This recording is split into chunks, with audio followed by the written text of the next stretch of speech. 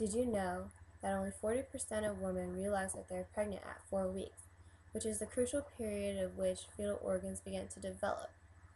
Did you also know that 10 to 15% of women drink while they are pregnant?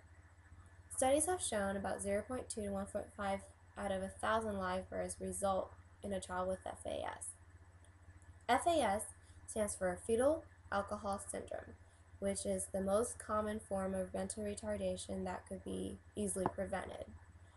Because it is highly preventable, I feel it is very important to inform everyone about the consequences of drinking while you're pregnant and how you can easily avoid that.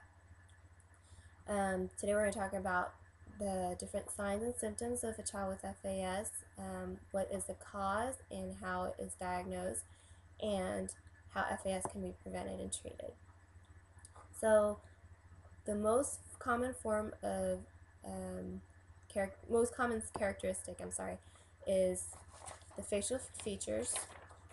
And some of the facial features here, you'll notice the most common ones are the short palpebral fissures, which is basically just a short, narrow eyelids, or eye slits, and in between the nose and the mouth, the upper lip here, there's a gap right here, which is called the philtrum, and in normal people, the philtrum has usually a groove, and for children with FAS, in the philtrum, it's usually flattened. Another distinction is also that they have a very thin upper lip as well. Also, in the central nervous system, they'll have what you call microencephaly, which is basically a small brain, and it could have a lack of a corpus callosum, which is called agenesis of the corpus callosum, or a reduction in size is much more common. Neurologically, there will be impaired fine motor skills, gait anomalies, neurosensory hearing loss. Also, their functional problems will be impaired as well. You'll notice the general cognitive defects. There'll be learning disabilities, problems with remembering, and attention problems as well, such as ADD.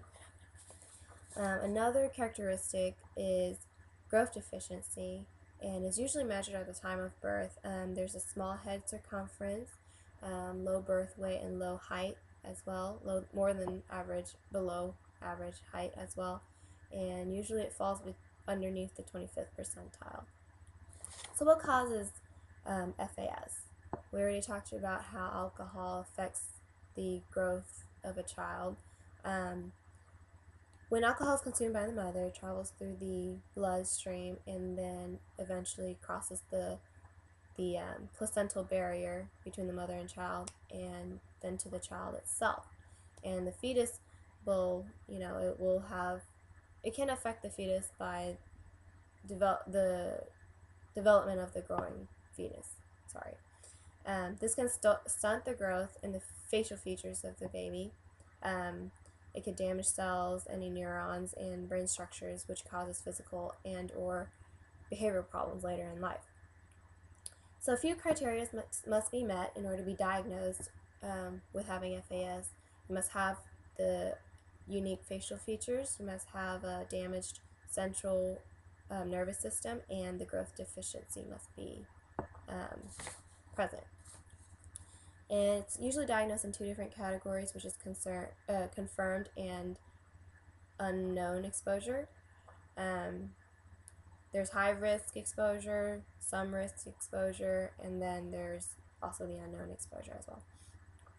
So all of these abnormalities, when FAS can be prevented. How can it be prevented? Very easily. Can be prevented by simply not having a drink during pregnancy at all. You want to avoid drinking at all costs, because there's no known amount of alcohol that is safe for a pregnancy. There's primary, secondary, and tertiary preventions, primary being, no drinking and informing others about the problems with drinking.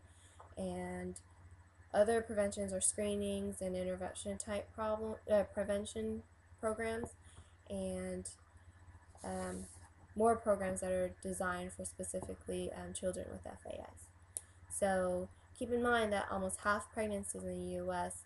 are unplanned, so it is better to be safe than sorry and not have a drink while you're pregnant.